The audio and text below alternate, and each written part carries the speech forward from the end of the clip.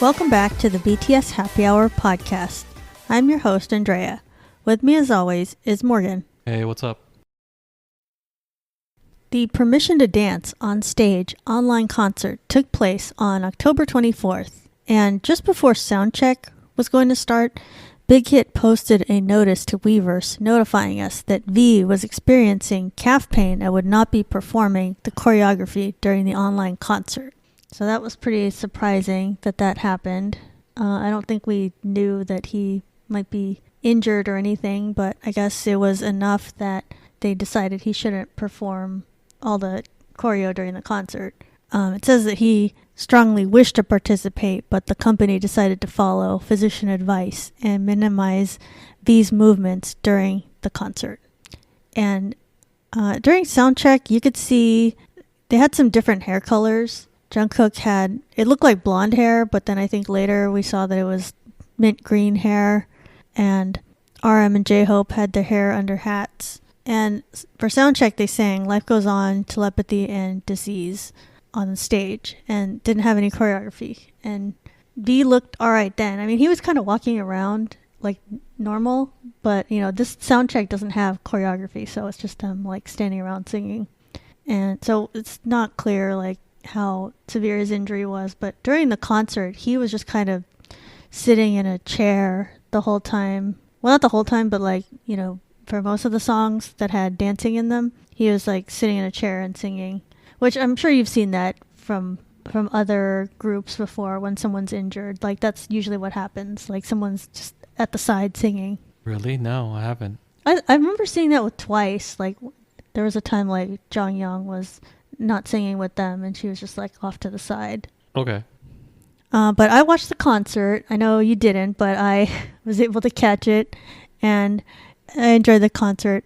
They performed songs that were all 7 of them together. They didn't have any solo songs or subunits, and it was 150 minutes long, and they performed 24 songs, which that sounds like a lot, but I think that's like their typical concert. So I think they might be saving their solos and subunit songs for the LA concerts or, future concerts in person. And I think part of it is you don't want to be on stage just by yourself and have it feel like very empty. So I think maybe that's why they didn't want to do any songs that weren't all 7 of them being there on stage. That's just my theory. But they performed a lot of really great songs we haven't heard in a few years. They did all their current songs, of course, and they performed songs that we haven't heard in a while, like Blood, Sweat, and Tears, Airplane Part 2, I Need You. So the set list was pretty much their greatest hits, like popular title tracks, and the group songs from the B album, and of course their latest English hits, Dynamite, Butter, and Permission to Dance. And I know that there was some ARMY that hoped that they would sing some of the lesser known B-sides that have never been performed before, such as Louder Than Bombs. And, there's some other ones like from BTS World soundtrack, which I wanted to hear some of those songs, but I guess they're not ready to perform those yet. So, yeah, no Louder from Bombs this time. So the fans of those songs are probably a little bit disappointed. But, I'm sure they had a reason for what they picked. And, we'll see what happens at the LA concerts. The comments, they have their ending comments and their comments during the concert. It's really seemed like to me that they are really done with doing online concerts. Like they definitely don't get as much out of it as they do regular concerts where there's people there, there's an audience there, and they can feed off of the energy. You could tell that like they're really struggling right now, and I'm actually surprised they even like voiced that opinion as much as they did. Like, more than one of them were talking about, how they're struggling with being performers and performing in front of nobody. So I'm just really glad that we are able to get back to real concerts very soon, and that these dates are on the books, so like these are going to happen, and it's not just like some unknown date in the future. So I'm glad that that's on the table now, and it kind of makes me wonder why they even did the online concerts, but I guess that well, they had to. It was probably a plan from earlier this year. Like these Right. things are all scheduled way in advance. But you could tell like they were kind of having a tough time with it, performing. I mean, happened at Seoul Stadium, and so it's a very big stadium, and they're performing, and there's like nobody out there, and like that's very tough. I think it was a good concert. As far as the online concerts go, they always give it their best, and they performed a lot of songs that everybody loves. So I don't think anyone can criticize anything about that. They had a couple songs that had remixes too, so I'm hoping maybe they'll release some of these remixes so we can like listen to them on Spotify and stuff. Like Fire, they had like a really cool R&B remix or maybe rap remix. I don't know. It reminded me of Too Short song Blow the Whistle, like that kind of a beat, like very old school rap kind of beat. Very old. Yeah, that's from all the way back in the 90s. And Idol, it sounded like that had some kind of remixed beat too. So I mean, they usually don't release remixes. It's like something happens in a concert, it's like it's just for that, but you never know. That that's something they made it, so they might as well release it at some point. And so this was the Permission to Dance online concert.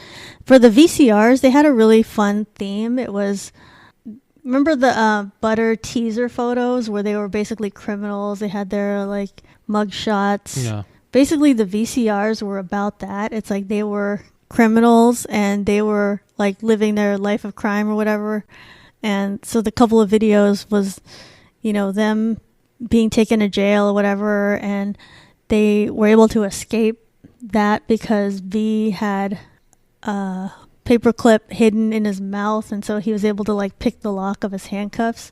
So that's how they got out. And then later they went to their secret hideout, and then they were planning like some kind of mission or whatever. And it was a lot like Ocean's 11 or just any movie where there's like criminals and they have a criminal hideout.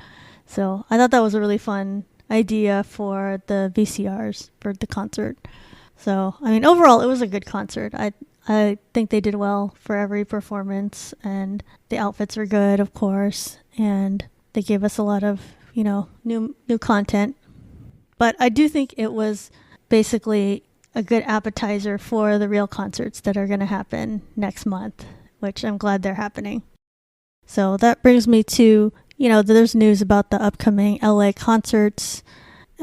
More information came out this week from Weverse. It looks like they're planning to do a live play option, which I've never heard of any artist doing before, which is they're going to broadcast the concert footage in another theater, YouTube theater, which is right next to SoFi Stadium. So they're going to be playing, everything that's going on in the concert at this other theater, and people can buy tickets to that and be watching it on a screen. That's at the YouTube theater? Yeah. It's right next door to SoFi. You can like literally see SoFi from there. Okay. So this is great for anyone who wasn't able to get tickets, and it's going to be all 4 nights.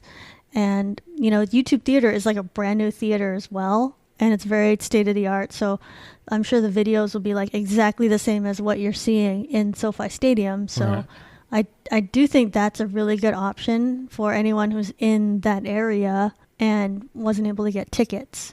I don't know if it's worth traveling like very far for, because it's still, you're just going to be watching video, but it's a very nice theater, and it has a 6,000 seat capacity. So it's like, not as big as SoFi, but, it's pretty big. So it can fit, a bunch of people in there, and it's like a closed roof theater. So I think that's a good option for people, and I'm glad that they're providing that.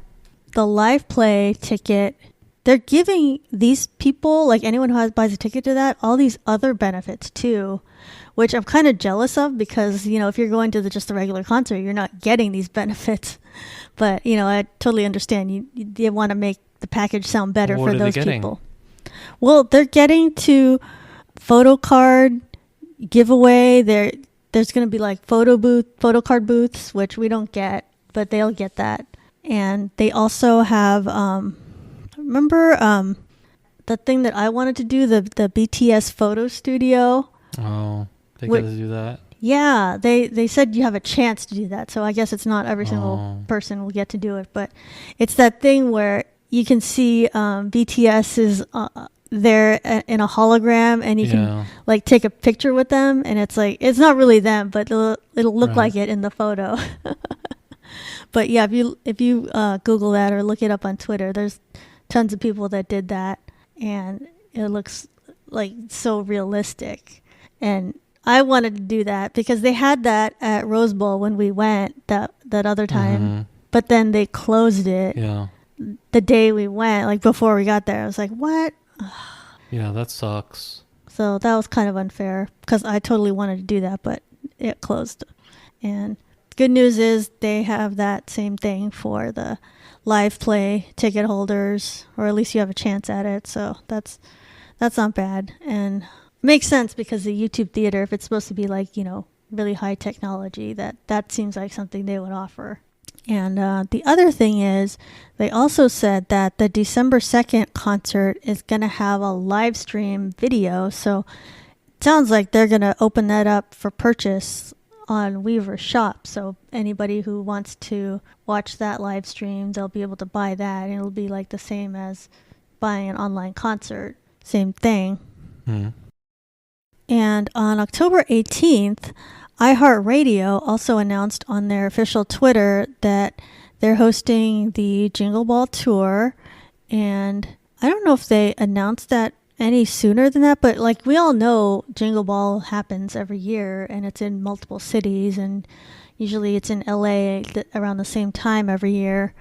And there were some artists already announced, and I wasn't paying attention to it. I wish I was paying attention sooner, but they had some other artists announced already, and they announced on the October 18th that BTS will be performing at Jingle Ball in Los Angeles on December 3rd.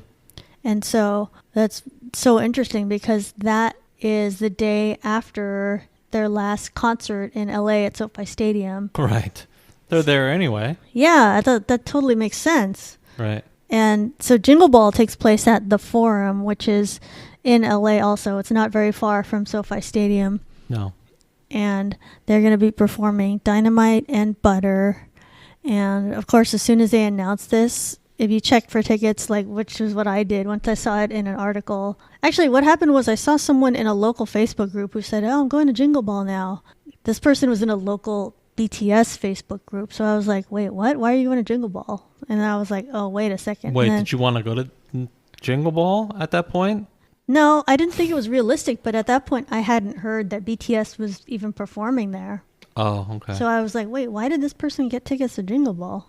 So yeah, that's why, is because I guess he heard very early on that they were performing there. And so that's what's going on. And yeah, go to there if you couldn't get tickets to their concert. Yeah, I think that's a good idea. If you really want to see BTS and you are able to get in on the ticket sales, that's not a bad idea because you'll see them.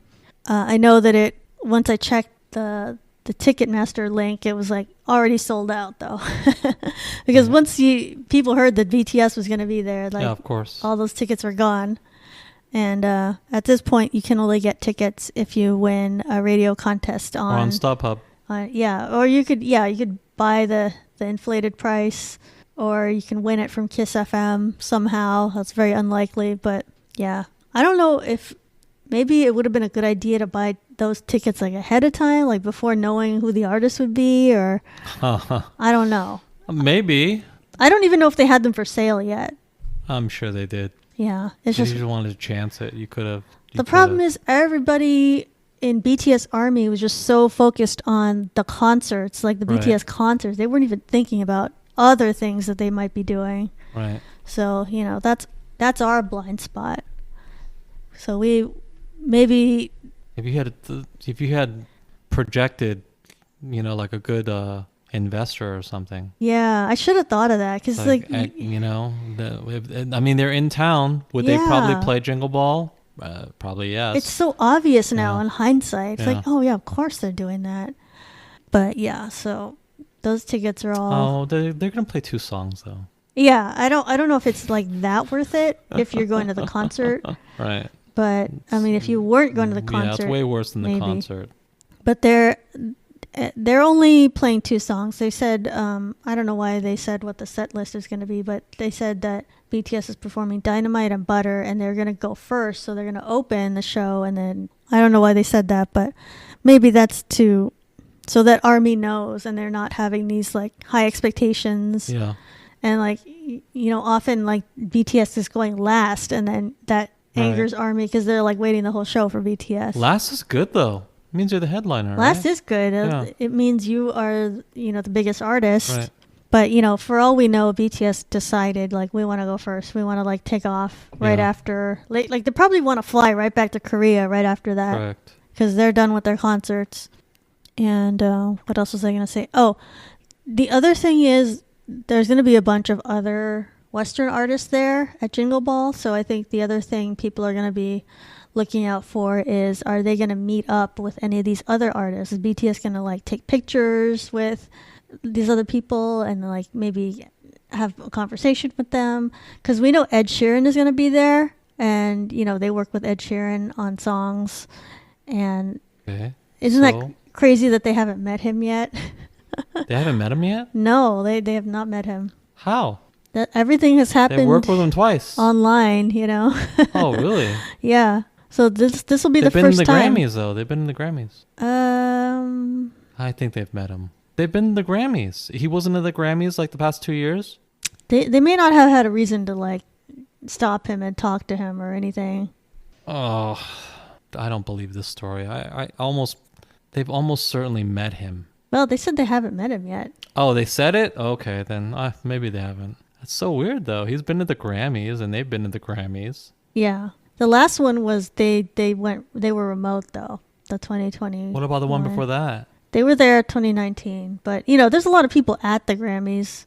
Whereas, at Jingle Ball, there's only like, 10 artists or something. So they're definitely going to run into the other artists. So I definitely think they're going to meet up with Ed Sheeran and like take a picture with him. I believe it. Seems weird that Ed Sheeran didn't want to meet them. It's not that he didn't want to. I'm sure it was that's just how it worked out. And Lizzo is also performing at the same Jingle Ball too. Please and don't mention Lizzo. Well, I mentioned her only because she's a big BTS fan. Is she? Terrible. Well, she is. Did she say that out loud? Yeah. Let's erase it from our memory. She's done cover songs of theirs. Has she really? Yeah. I've seen it. She's done cover songs of what? She did. She was at the BBC Lounge and she performed "Butter," like her own version of it. Really? Yeah. So she was wearing a V-Min shirt, which is V plus Jimin shipping kind of shirt. So I'm very much against this. She claims to be a big BTS fan. I have my opinions about Lizzo. Like, we don't know if she's all bad. She might be doing this for clout, but she might be an actual fan. So I don't know. Oh, okay. I think she'll definitely be trying to meet up with BTS and at least get a photo with them. That's bad. I'm sure it'll happen. Okay. But yeah, the people that are going to Jingle Ball, I think you guys lucked out because you'll get to see BTS there. And Lizzo will be there? Lizzo, yes. Ed Sheeran, Doja Cat. I would have wanted to see Doja Cat, but, maybe I can see her if she has a regular tour too. But yeah, I think maybe if you're a fan of these other people, maybe you might hate BTS because it's like, oh, there's no tickets now because now I can't go to see the artist I like. But they can see them at some other thing. It is what it is. That's right. That's what happens with BTS is involved no big deal. with anything. Oh. So also related to shows is that the Super Bowl halftime sponsorship rights are going to be up for sale because the PepsiCo deal is expiring. As we all know, Pepsi owns the sponsorship rights to the Super Bowl halftime show in a deal that's set to expire after 2022. Because you know how it's always called the Pepsi halftime show anytime you watch the Super Bowl. But now it'll just be called something else. The NFL is putting it up for sale. And this is going to happen after 2022. So the 2023 Super Bowl is going to have either Pepsi signs again or it's going to be a different sponsor. And the value of this halftime show is between $25 to $50 million a year. So there's the company that's going to pay that. It's like, that's how much it costs. It's like, that's crazy. So what are we talking about? Do we think that like Hybe is going to pay that? They're not going to pay that. Give me a break. What? I don't think Hybe, but I think it does open the door for some other brand. Like I don't think a record label would do it, but maybe another drink company or another... Yeah, it's just going to be like Coke or something. Company that has a lot of money. It's hard to say because who needs brand recognition? Who even needs this? It's so old order. It's so old school. What, like playing at the halftime at the Super Bowl? I know they say it's worth $50 million, but is it really worth that now? We're going to see because it'll be on the market, and there'll probably be a couple of companies The market will determine how much it's worth. The NFL will find out, and they might get, even a lower price because I bet it's going to be lower. People don't watch as much TV anymore. Yeah, who cares? People don't watch TV. I don't watch sports anymore. I mean, I try not to watch sports, but I always get sucked back into it. Right. But I hate it because there's so much... this is not a conversation for here. Well, there's just too many non-sports reasons why to not watch these. No, my reasons are all sports reasons. What are you talking about? Oh, okay. They have to do with all the cheating that goes on in sports. Okay, yeah. Like, look at the I'm an NFL fan. Look at the New England Patriots. They've been cheating for 20 years. That's true.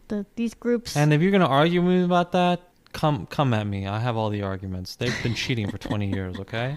And that really puts a damper on you if you're a sports fan. You're not going to watch stuff with the same fervor. You know that, they've been cheating for 20 years and like, oh, nobody even cares or cares to stop it, right? The league doesn't care to stop it. In fact, they actively try to suppress, all the evidence of cheating. So it's like, why should I even care about your sport then? You let these people cheat. Right.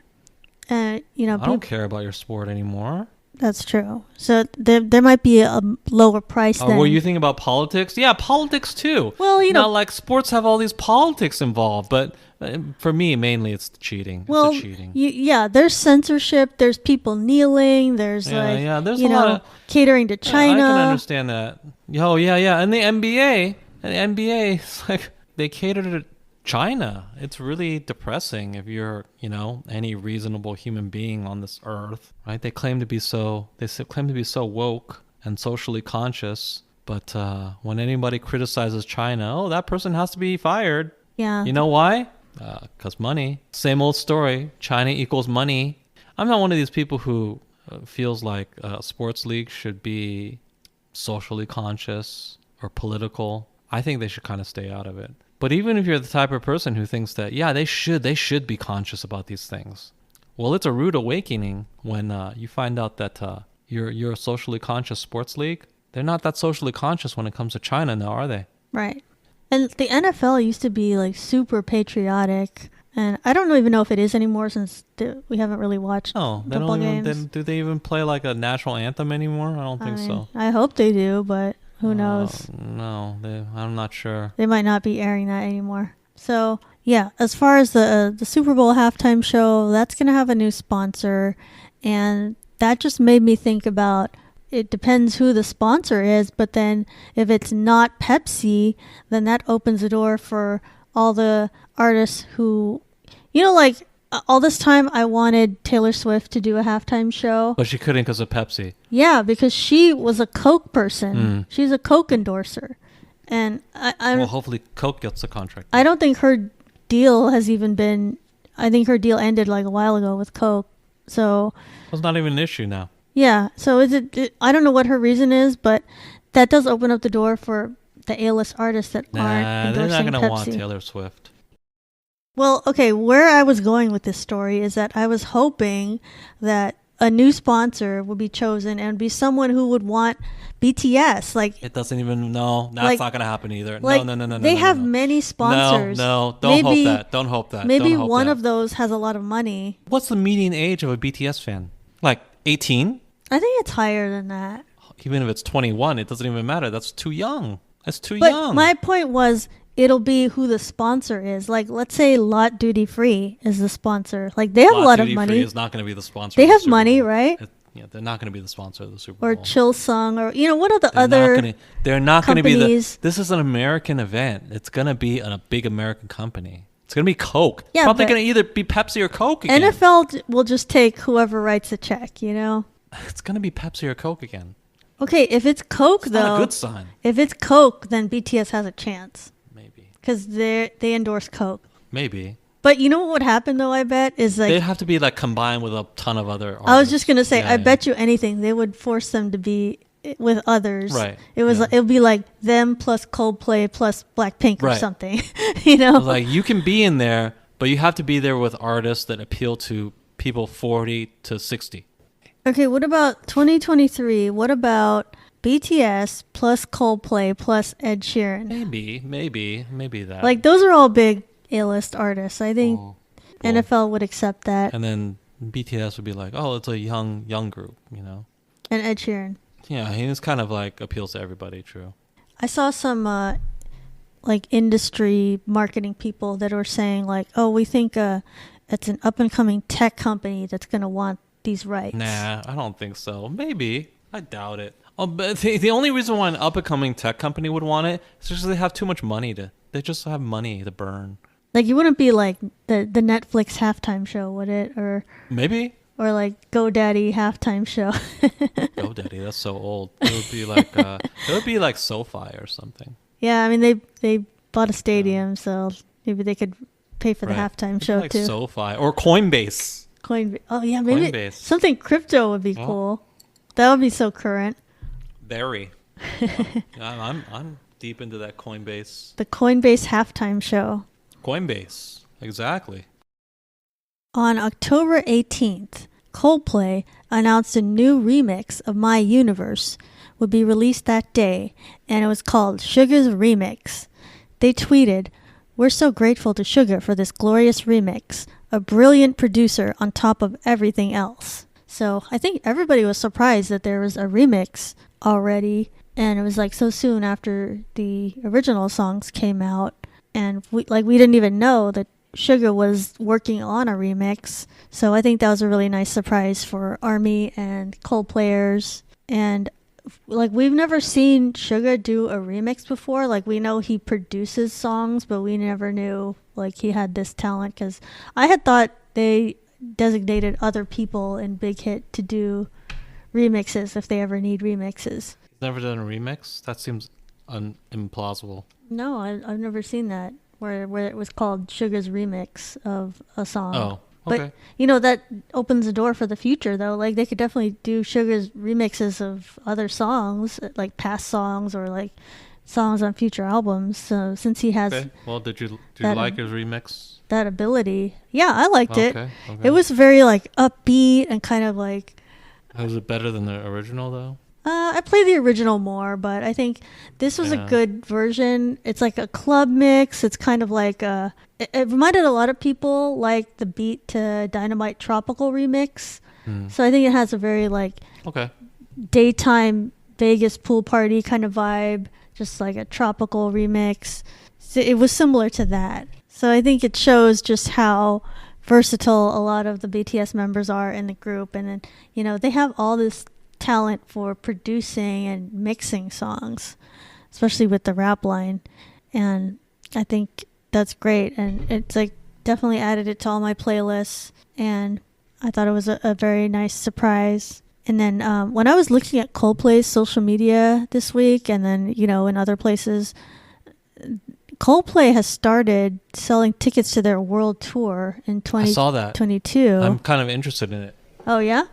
Well, I mean, I guess maybe I'm just starved to go see concerts. Yeah. So that is part of it. Yeah. Like, I've never been that interested in Coldplay tours, just because I don't know. I don't think their music lends itself to a concert. Right. It doesn't seem like a big stadium. It's like a thing you want to listen to at 2 a.m. And then do I want to like watch Chris Martin, and keep in mind, this is from a person who likes Coldplay. Chris Martin is not a good vocalist. He's not a good vocalist. Let's just be real, okay? He's not good at singing words, songs. And he's also not a good performer. He's not good at dancing to his own goddamn music. Well, they're a band. You've seen it, right? He just sort of moves awkwardly. He just like moves his arms around. He has his own style. And like looks up towards the sky. Like, okay, I guess that makes sense for your music, but is this what I want to pay like $200 to watch? Right. It's not. Honestly, it's not. We'd have to take a day to travel to the place, and even if we didn't have to take a day to travel, but it's just never been something I wanted to see. But now after the pandemic or whatever, I'm like, I just want to get out there and watch stuff. So yeah, okay, it does. They're doing a concert. It sounds a lot more appealing now. Yeah. But yeah, I've seen that they're starting their world tour, and it's a stadium tour. So my observation was that, okay, Coldplay is starting their tour, and it's starting in Mexico, but then April, they're starting their U.S. dates at Levi Stadium and SoFi Stadium. So then I was thinking, okay, so stadiums are booking concerts now. Stadiums. So correct. Yeah, they are. So groups that use stadiums like BTS, they can start to plan concerts, and I'm sure BTS oh, good point. Is if Coldplay is doing stadium dates, then why can't BTS do them? Yeah, that's what I think is going to happen soon. And I think that true. They are probably talking with all the venues on dates. Good and point. They're just not going to announce it yet. There's like too much going on right now. That's not a good time to say, oh, we have a world tour happening. Like they're probably going to say that after the LA concerts. Right. I think but it's almost certain to happen. If Coldplay can have all these stadium tour dates, why can BTS not have them? They must be able to. Yeah. And they're a bigger act than Coldplay, despite the whole old people thing. They override that. I would say they override that for the reasons we talked about. Number one, they're just playing bigger, right? Right now, they're just playing bigger. Number two, there are old fans of BTS, right? Mm-hmm. And number three, even the young fans of BTS, who's the real fan? The parents of that young fan. Mm-hmm. It's, the consumer is really the parent of that young person. There's a lot of money willing to inflow into this. A lot of BTS Army has the money to pay for stadium tickets. That's the bottom line. Money is ready to go.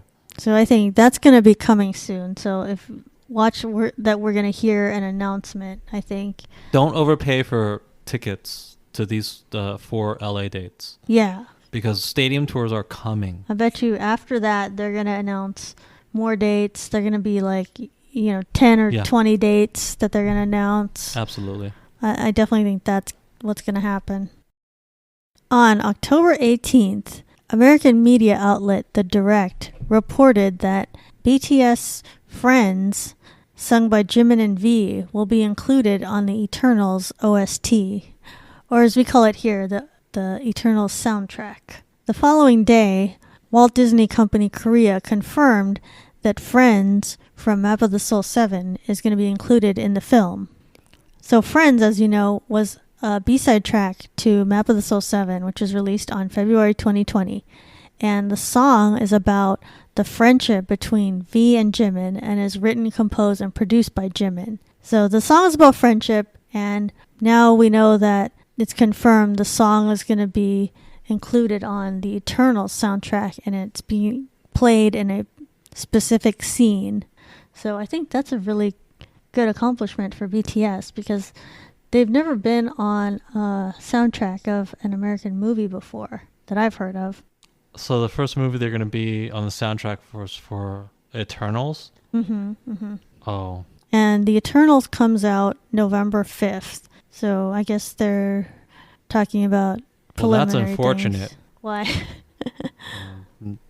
Eternals is like not a movie that people are looking forward to. Oh, really? I thought it was getting a lot of hype right now. Oh, where did you hear that? No one's hyped for the Eternals. Why not? It's a new Marvel thing. Like anything Marvel, people are excited about. Not this one.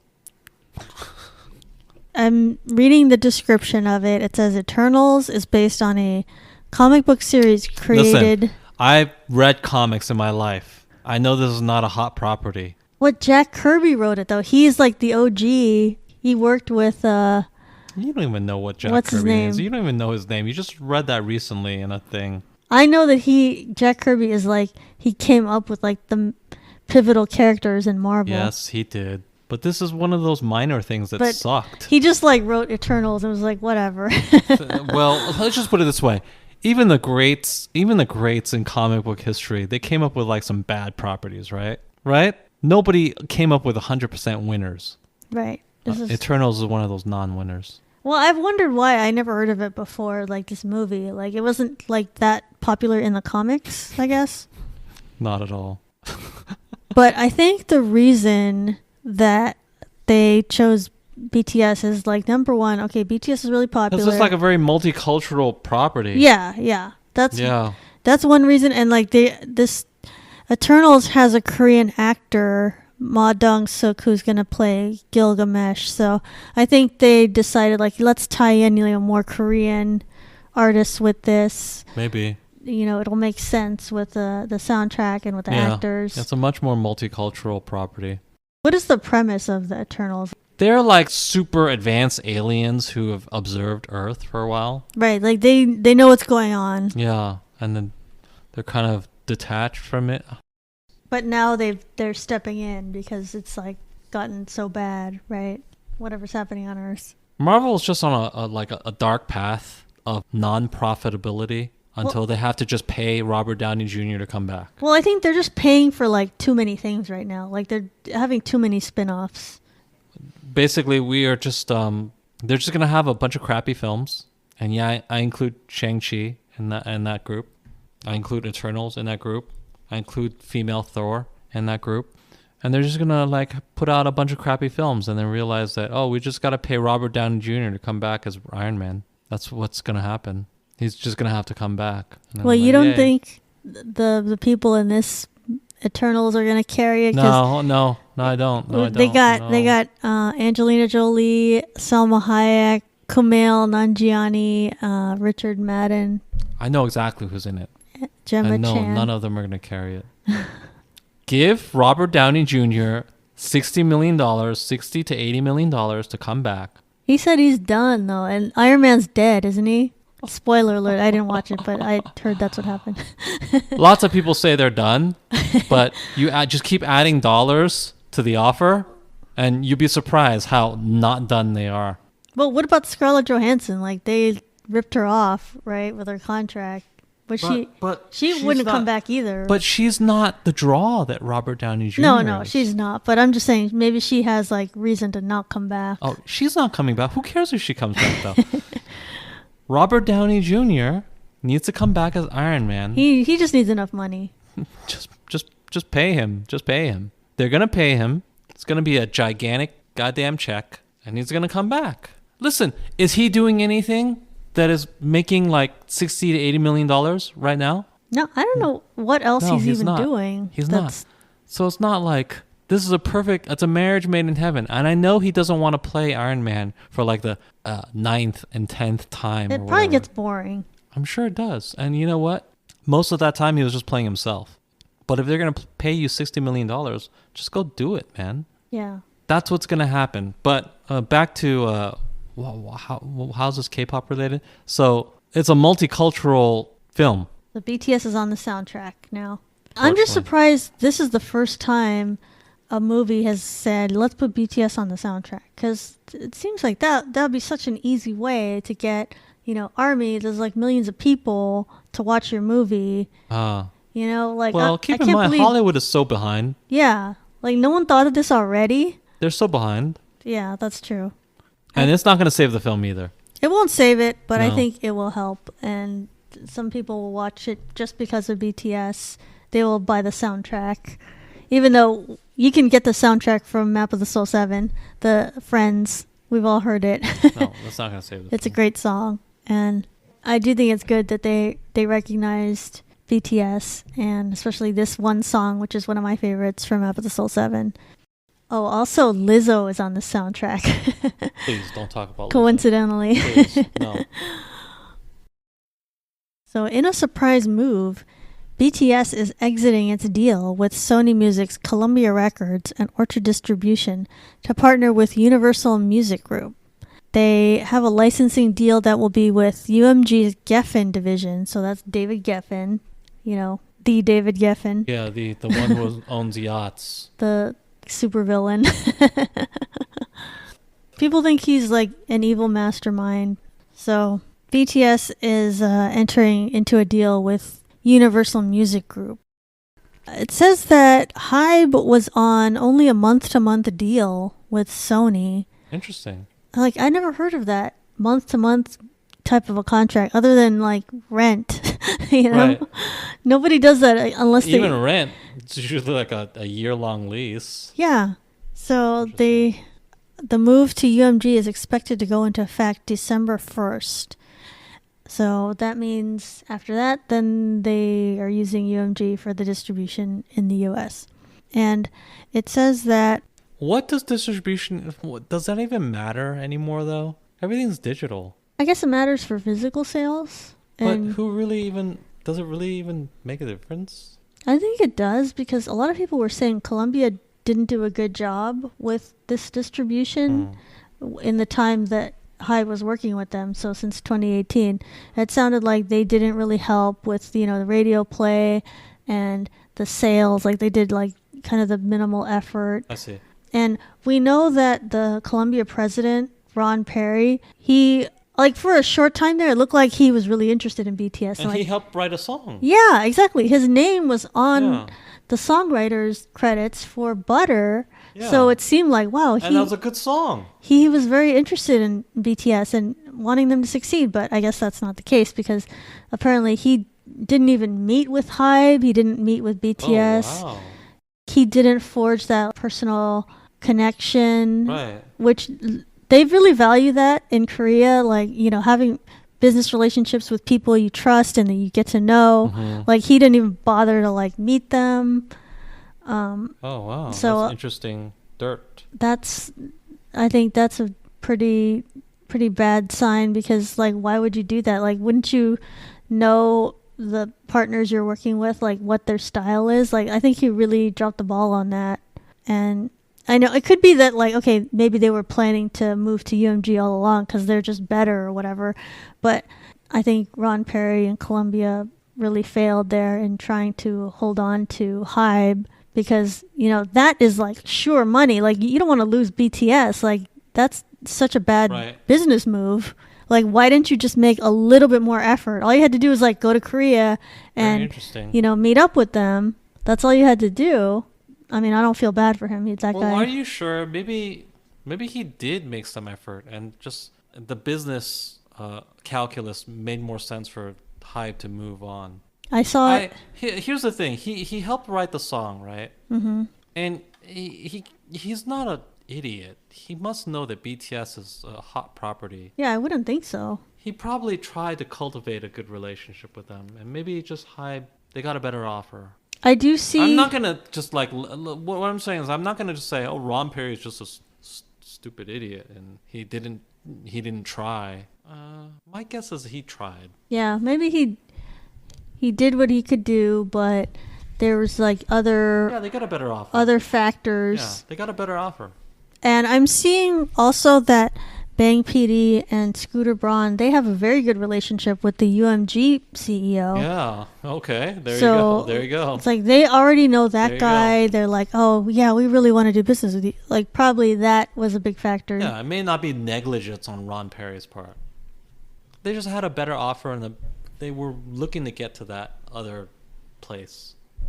Yeah, because Billboard was trying to say that, you know, this deal with Columbia fell apart because of Ron Perry not making an effort. But then Variety was saying, like, you know, there's like these other factors at play, and I don't believe he made no effort. He'd have to be a moron. Yeah. And how often is it that people are just morons? He wrote their song. Like, Billboard is saying that Ron Perry helped them with Dynamite and Butter, and he, you know, brought a lot of these other people that were involved, like Jenna Andrews and producers. This is just business. They had a more compelling business arrangement. And yeah, I've heard that Universal is huge, and like, you know, all the big A-list artists use them for distribution anyway. So maybe BTS was like, yeah, you know, this is probably the way to go. I wouldn't say anything negative about Ron Perry. I'm sure he tried his best. The article made it sound like Scooter Braun was had some influence here. Like, oh, why wouldn't he? Isn't like the co-vice president or whatever? Yeah, of the U.S. division of HYBE. So it's just very interesting that he played a part in this because he's close with the Universal CEO. Well, that's good. If he did something that helps BTS, I think we can all appreciate that. Scooter Braun did something good. Well, you don't know that it's good. You just know that he changed based on their relationships. Yeah. This development is why people think BTS didn't release an album yet, because this was in the works, because they didn't want to have their album, whatever their next album is, they didn't want that to come out under Columbia. They wanted it to come out under Universal. So that's why maybe they haven't released an album yet. And so if we hear an announcement that they have an album coming out, like early 2022, then it probably was a factor, because I'm sure they have been working on something for the last few months, and they just didn't want to release it just yet until they had this new deal in place. So the final episode of Girls Planet 999 has aired, and we now have a final top 9. And it's going to be a girl group called Kepler, which has a one instead of an L. What the hell is that? Kepler? Like the satellite? This seems to be a reference to Johann Kepler, the German astronomer who discovered the 3 major laws of planetary motion. Oh, okay. And seeing as the show is called Girls Planet 999, I think. Oh, okay. I think is why they named it that. Although people aren't going to see the connection later. They're not going to be like, oh, that's because the planets thing for the show. No, maybe they will. But yeah, that's why they named the group that. And the final... I don't think that's a good name. But I'm not loving the name right now. But so the final group ended up with 6 Koreans, 2 Japanese, and 1 Chinese member. So... I think that was kind of surprising to anybody watching the show the whole season, because they thought, there's so many talented people from China, from Japan. Like, we don't know what the final makeup of the group is going to be, but people were thinking at least it was going to be like 333, or at least a few more from. I was super surprised. Yeah, I thought it was like the year of China. Yeah, I thought it was going to be like 4 or 5 Chinese members. Like, well, there's no Chinese members? What's going on? Like, there's 1 Chinese member? There's only 1. I mean, I would have thought that Shu Qi and like Funing would have made it. Yeah, those 2 were really good. Right? And like, well, I thought it was like the year of it seemed like the Chinese members were the most interesting. Yeah, I think they stood out to me. They had like the personalities and the storylines. So I don't even understand. They kind of just went with more bland Korean members as far as I'm concerned. Yeah. I'm not trying to like downplay anyone's talent, but it just feel like they had some like filler Korean trainees. And they made it. Yeah. Like, I don't know how they got more votes than other people, but I don't get it. I don't know how they calculated all the votes either. So. Well, I could see how they would maybe get more votes, but This company, don't they just fix stuff anyway? It isn't very balanced. They just fix stuff anyway. Why don't you just fix stuff to, I don't know. So the final, made no sense to me. The final rankings is like 1 through 6 was the top Korean votes. So the final rankings were number 1, Kim Chae-hyun, which I don't remember who that even is. Number 2, Huning Ba-hee. Well, I remember her. She's related to... Yeah, Huning Kai, sister. Yeah. I remember her. So she apparently got a lot of votes. Makes sense. She had a fan base. It's fine. Number 3, Choi Yoo-jin, which I'm glad for her because she's the girl from CLC. She's the orphan from CLC, yeah. I'm glad. Well, the orphan from... well, not orphan, but... I voted for Bora... Yeah, I'll get to that, but okay. Yeah, she didn't make it. Okay, number 4, Kim Daeyeon, which I'm glad she made it because she's deserving, I think. It seemed like she had a lot of leadership qualities, and she definitely has the talent to be on a group. Right. And 5, Seo Young-yoon. I think I remember her. She's kind of like a rapper, so that's probably a good choice. And then number 6, Kang Yaseo. I don't remember her. Number 7, Hikaru Azaki. Of course, she was in number 1 in Japan. Right. So that's great for her. And then number 8, Mashiro Sakamoto. I think that's a good choice too. And then number 9 was Shen Qiaoting, the one Chinese trainee, which she was number 1. Why was she number 9? Yeah, she was number 1 in China. She was like one of the top people. Yeah. Like she was one of the top, both in talent and in visual. Why was she all the way down in 9? That's crazy that she just barely made it. I just feel like the Chinese were shafted in they this. They kind of got robbed. And I'm not one of these people who's like cape for the Chinese because like I don't. Right, I don't obviously. Like but the Chinese girls were the most talented and interesting in this show. I felt they had a lot of the personality. Yeah, like Sura Kui didn't make it. So that's very surprising to me. Yeah. Also, like you said, the Cherry Bullet girls, none of them made it. Kim Bora, I guess G1. That's fine. They can stay in Cherry Bullet. Well, that's the other thing is like I really hope that the company in charge of Cherry Bullet, they take advantage of this new attention and that they really like put some resources into Cherry Bullet because they have a lot of talent in that group. They're being taken for granted. They really should be on like the same level as ITZY or maybe not twice, but like, on the level of successful girl groups, I don't understand why they're not given more exposure. Like they need to like record some more songs and be out there because one would hope their company needs to wake up and like use the people they have and not just those 3 either because all the other members in Cherry Bullet are good too. So use their talent and one would hope do something with that group because like go look back at all their videos and their songs. Like these are good songs and they need to get more opportunities. So hopefully they will use this what exposure that they got from this show and do something with Cherry Bullet because I don't want to see them disband. That would be pretty annoying. But yeah, also Fu Yaning, I feel like she kind of got robbed because she was very talented and got like some bad editing and dropped out of the top 9. A lot of these Chinese girls got robbed. I agree. They made them look like, oh, you guys are bossy or you guys are like, but who even cares about that? Evil and this and that. But these girls are talented and they didn't deserve like to be edited like that. I mean, I don't know if it's editing, but if it was just like the voters were just like, I want to stick with Koreans and that might have been it. Make the group mostly Koreans just stuck with the Koreans. If Koreans voted for Koreans, I can't criticize that because that's what you want to see.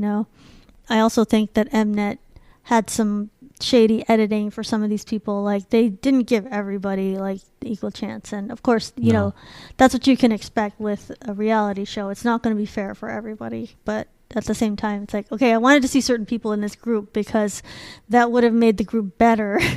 Right. And it's unfortunate. Another thing that was shocking was that Yurina from Japan didn't make the group because she was voted like number 1 overall at one point.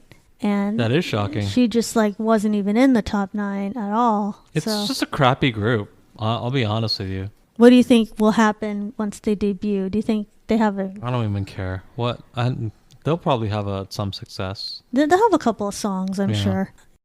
Yeah, the thing is they don't have... It's a group, but it doesn't have like too many standout people to me. Like someone who just commands a lot of attention. It has like 9 people that go together, I think. So maybe it's better from a group perspective and like no one person is going to outshine everybody else. Mm-hmm. But it doesn't have like any like outstanding people in my mind. But, maybe this was all intentional. Like this is who they wanted in the final group because they felt like that worked the best for whatever they were planning. Right. And I did find it interesting that like the Japanese and the Chinese contestants that made it in the final group were the ones that were the most closest to Korean personalities. Like the girls that just like went along with everything that weren't like trying to, take maybe control. It's just Korean audiences exercising their power. Yeah, I think they just like these personalities the most. That's unfortunate just because you like some different stuff in K-pop. Yeah, I definitely wanted Sura Kui or Fu Yaning to be in the group. Just like one person who's just kind of like a rebel, or like just kind of like just different. Yeah, somebody who stood out from it, but maybe they didn't want that in the final group. And I don't know what was the reason behind Urena not making it, because she was really popular. She was like, we don't know. Visual or... Keep in mind, this is the same company that fixes things. Right. So it could be just what group they wanted from the beginning, right? That's true. But I'll be interested to see what the Kepler comes out with, because I do want to follow their career and see what they come up with, because I do like to see what happens at the end of these survival shows. Like I liked IOI, I liked Twice. I mean, sometimes these things can really work. So I do want to see what they do with it, and if they succeed, and maybe we'll say, oh, you did the right thing by picking these 9. Thank you to our guest, Morgan. You can listen to BTS Happy Hour on Amazon Music, Spotify, Apple Podcasts, and other podcast platforms, or visit btshappyhour.com. If you like the show, please take a moment to rate, review, and subscribe. New episodes weekly. Follow us on Twitter, Instagram, Facebook, and Weverse. If you've listened all the way to the end of the episode, comment with a dancing man or woman emoji on our latest Instagram post. Until next time, this has been the BTS Happy Hour. Thanks for listening, and remember, make every hour a happy one.